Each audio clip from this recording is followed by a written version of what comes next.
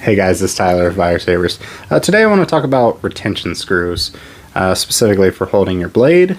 There's a lot of questions that I get asked about it, and I think some of this information can be really beneficial. So let's take a look.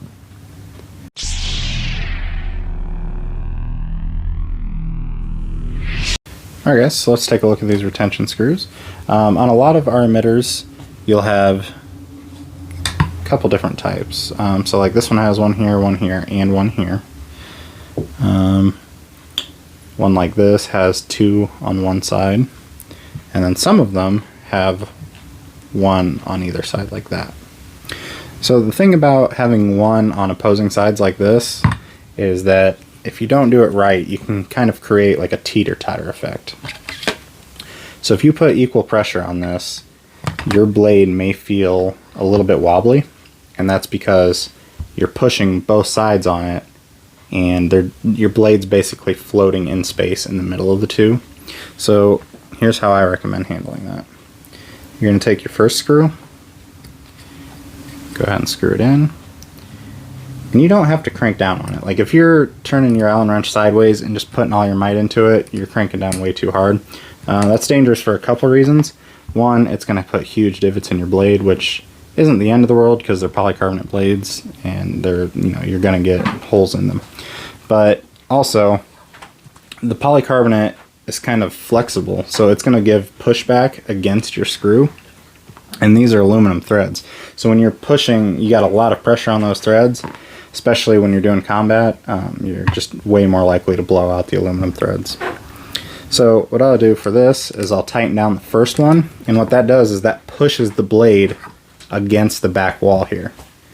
So you're not going to have that wobble because you have the back side of the emitter that you're pinned to.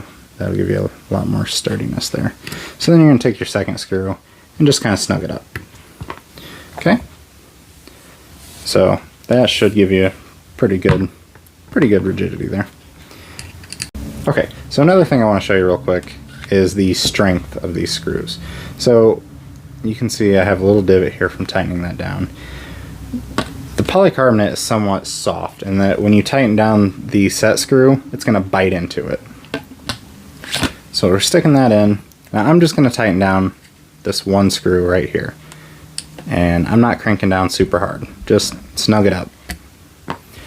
Now, I'm pulling on this pretty hard, and it's not moving.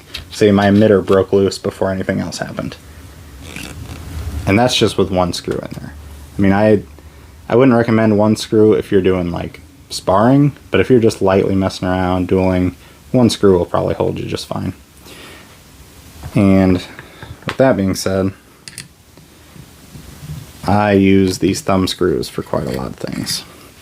So we have our brass thumb screw here, blade's loose, and we'll go ahead and screw this guy in, hopefully. Okay. Now, you don't have to crank down super tight. It's snug. That's not going anywhere. Power on. Volume low. Mute. Okay.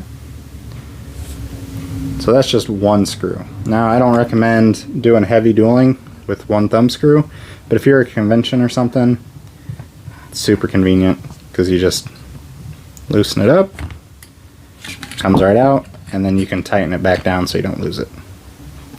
But yeah, that's just some basic set screw knowledge that not everybody has, and hopefully it helps you guys out. If you have any questions, like always, feel free to reach out to us, and we'll see you out there.